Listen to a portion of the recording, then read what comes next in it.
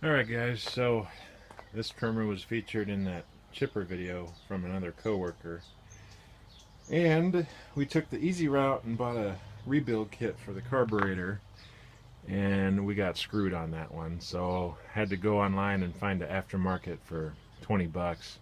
So with these kind of machines, the Home Depot specials, you can buy them new for 130. So you're kind of taking a gamble when you're buying a kit for the carburetor. So I gambled and I got screwed. So we got a new carburetor from Amazon right there, nice and new.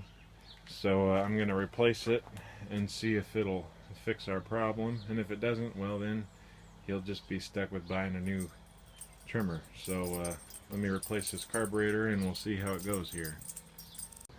Alright, so new carburetor's on. We'll try to start it. I'll try not to get in your way. And we'll see how this thing works.